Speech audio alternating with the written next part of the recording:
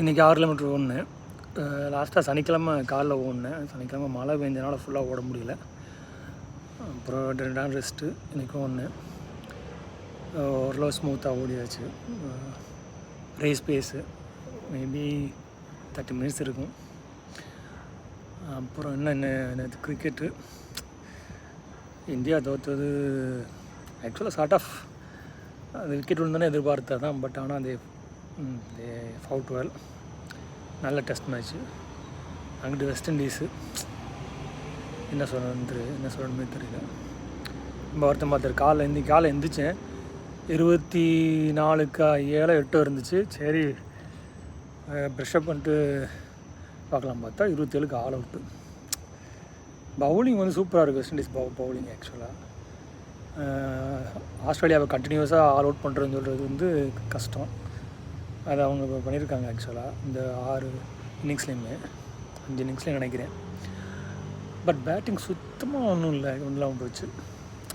அடுத்து அவங்க இந்தியாவுக்கு வர்றாங்க. இந்தியாவை விளாட சொல்லவே வேணாம். அங்கிட்டு விம்பிள்டன் அன்எக்ஸ்பெக்டட். இது என்னென்னா ஈகா ஸ்வாஸ்டிக் அவங்க வந்து clay court specialist. First Wimbledon பண்ணியிருக்காங்க. ரொம்ப சந்தோஷம். இங்கிட்டு வந்து நான் வந்து அல்கராஜ் தான் சப்போர்ட் பண்ணேன். ஆனால் சின்னர் வின் பண்ணிட்டாப்பில். இருந்தாலும் ஓகே தான், நல்ல மேட்ச் தான்.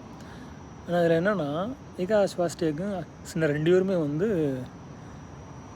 ட்ரக் யூஸ் பண்ணதுக்கு பேன் பண்ண ஆளுக்க இந்த வருஷத்தில். அது என்ன நினைக்கணும்னு தெரியல. நல்லா விளாண்டாங்க. அது என்ன சொல்லணும்னு தெரில.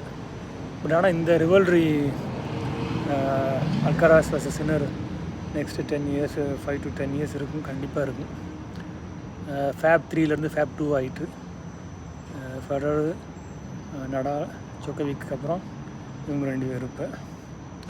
ஆனால் லேடிஸில் அப்படி கிடையாது. விமன்ஸில் மாறிக்கிட்டே இருக்கிறாங்க. பார்ப்போம். அடுத்து US ஓப்பன். வேறு ஒன்றும் இல்லை. ஒரு 10 கிலோமீட்டர் ரேஸுக்கு ரிஜிஸ்டர் பண்ணணும்னு யோசிச்சுட்டு இருக்கேன். பார்ப்பேன் எப்படி போகுது. நாளைக்கு ஓடணும். கண்டிப்பாக நாளைக்கு ஓடணும்.